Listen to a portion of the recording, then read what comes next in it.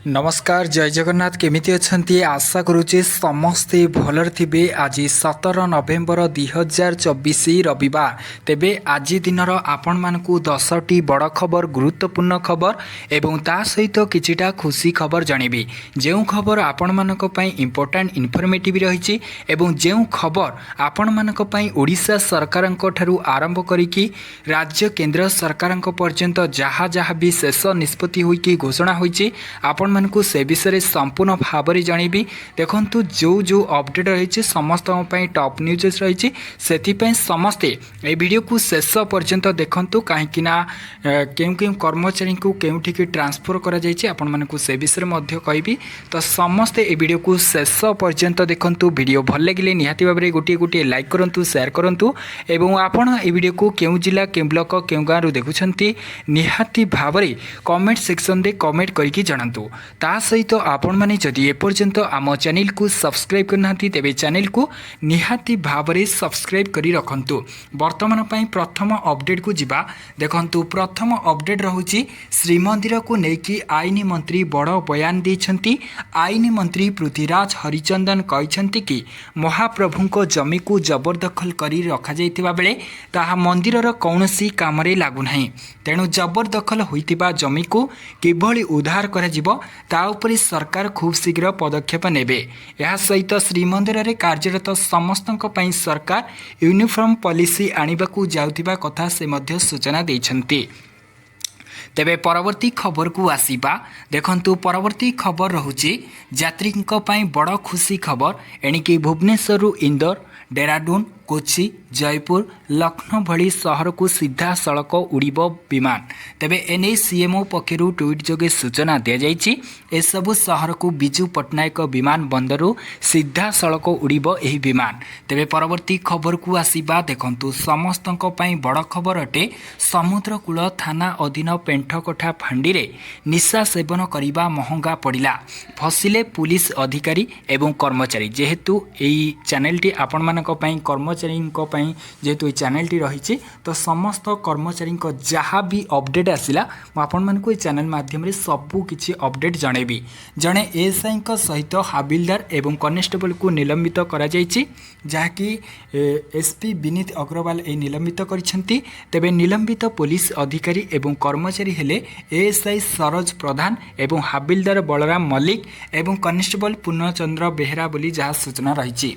खबर अनुसार पेंठकोटा फांडी रे नियमित भाव में मद आसर जमुथिबा नहीं अभियोग होइतिला। तेबे परवर्ती खबर को आसीबा। बदलिब महानदीर रूपरेख।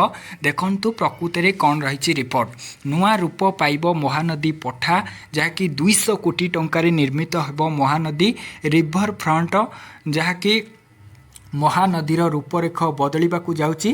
तेबे साबरमती भଳରେ जहाँकि सुंदर हेब कटकर महानदी पठा। तेबे 200 कोटी टंकार महानदी रिवर फ्रंट योजना कार्यकारी हेबाकू जाउची। महानदी अववाहिकारू सुंदर करने सहित पर्यटकों को आकृष्ट करने को आग्रह देखाइछंती राज्य सरकार, जहाँ अर्थनैतिक एवं अभिवृद्धि रे बेस सहायक हेबो बोली जहाँ सूचना रहुछि। नुआ रूप पाइब महानदी। तेबे आपण माने ए रिपोर्ट को लेकिन आपण मानकर मतामत निश्चित भाव में शेयर करके जणेबे। तेबे परवर्ती खबर को आसीबा। आउ 5000 डाक्तर को खूब शीघ्र नियुक्ति प्रदान करा जिवो। आउ 5000 डाक्तर को खूब शीघ्र नियुक्ति मिलिबो। संवाद न्यूज कनक्लेव रे सूचना दैछंती स्वास्थ्य मंत्री मुकेश महालिंग। चलित आर्थिक वर्ष रे 5000 डाक्तर को नियुक्ति दिया जिवो। एथि सहित 3000 पारा मेडिकल को जहाँकि पारा मेडिसिन को नियुक्ति मिलियो बोली जहाँ सूचना रही। तेबे परवर्ती खबर को आसीबा। खोलिबो आउ 3टी ओमफेड प्लांट। राज्य रे खोलिबो आउ 3टी ओमफेड प्लांट मंत्री सूचना, जहाँकि मिलिबो वाटर एवं चॉकलेट। राज्य रे खोलिबो ओमफेड रो 3टी नुआ प्लांट। तेबे संबलपुर गंजाम एवं बालेश्वर ठारे खोलिबो ए 3टी नुआ प्लांट। यह ओमफेड मिनेराल वाटर एवं चॉकलेट आसी बोली जहाँ सूचना रही। ସେହିପରି ବିଭିନ୍ନ ଜାଗାରେ ଓମଫେଡ୍ ପାର୍ଲର ଖୋଲାଯିବ। ଓମଫେଡ୍ର ସମୀକ୍ଷା ବୈଠକ ହେବା ପରେ ଏନେଇ ଘୋଷଣା କରିଛନ୍ତି ମନ୍ତ୍ରୀ ଗୋକୁଳାନନ୍ଦ ମଲ୍ଲିକ। ଆଗାମୀ ଦିନରେ ଓମଫେଡ୍କୁ ସୁଦୃଢ଼ କରିବା ସହିତ କ୍ୱାଲିଟି କ୍ୱାଣ୍ଟିଟିରେ କମ୍ପ୍ରମାଇଜ୍ କରାଯିବନି। ପ୍ଲାଣ୍ଟ ଗୁଡ଼ିକରେ ସିସିଟିଭି ଲାଗିବ ବୋଲି ସୂଚନା ଦିଆଯାଇଛି। ତେବେ ପରବର୍ତ୍ତୀ ଖବରକୁ ଆସିବା ପୂର୍ବତଟ ରେଳପଥ ଓଡ଼ିଶାର ରାଣୀତାଲ ବା ଭଦ୍ରକ ଏବଂ ଆନ୍ଧ୍ରପ୍ରଦେଶର ଦୁଭାଡ଼ା ବିଶାଖାପଟ୍ଟନମ ମଧ୍ୟରେ 595 କିଲୋମିଟର ଦୂରତା ବିଶିଷ୍ଟ ରେଳ ମାର୍ଗରେ ଉନ୍ନତ କବଚ ପ୍ରଣାଳୀ ସ୍ଥାପନ ପାଇଁ ଯୋଜନା କରି ଏକ ପ୍ରମୁଖ ସୁରକ୍ଷା ଉନ୍ନତି ପ୍ରକଳ୍ପ ଆରମ୍ଭ କରିଛି, ଯାହା ହାୱଡ଼ା ଏବଂ ଚେନ୍ନାଇ ମୁଖ୍ୟ ରେଳ ଲାଇନ୍ର ଏକ ଗୁରୁତ୍ୱପୂର୍ଣ୍ଣ ବିଭାଗ ଅଟେ ବୋଲି ଯାହା ସୂଚନା ରହିଛି। ଏଥିପାଇଁ ସର୍ଭେ ଡିଜାଇନ୍, ଯୋଗାଣ, ସ୍ଥାପନ ଏବଂ ପରୀକ୍ଷଣ ଏବଂ କବଚ ଉପକରଣର କାର୍ଯ୍ୟକ୍ରମ ତଥା ଅନ୍ୟାନ୍ୟ ଆନୁଷଙ୍ଗିକ କାର୍ଯ୍ୟ ପାଇଁ ଆନୁମାନିକ ମୂଲ୍ୟ 280 କୋଟି ସହିତ ଏକ କବଚ କାର୍ଯ୍ୟ ପାଇଁ ଟେଣ୍ଡର ଆମନ୍ତ୍ରଣ କରାଯାଇଛି ବୋଲି ସୂଚନା ମିଳିଛି।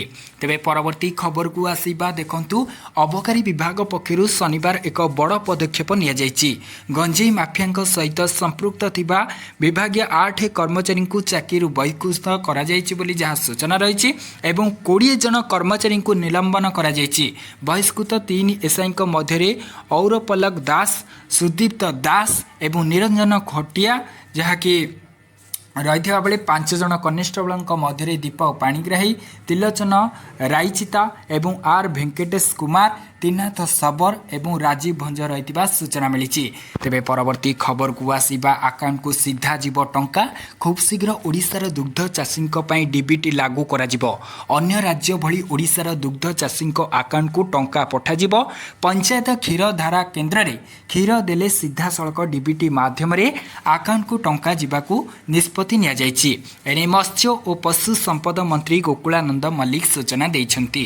ତେବେ ପରବର୍ତ୍ତୀ ଖବରକୁ ଆସିବା ଦେଖନ୍ତୁ, ଆଜିର ଶେଷ ଖବର, ଦିନକରେ 66 ଜଣକୁ ବଦଳି କରାଯାଇଛି।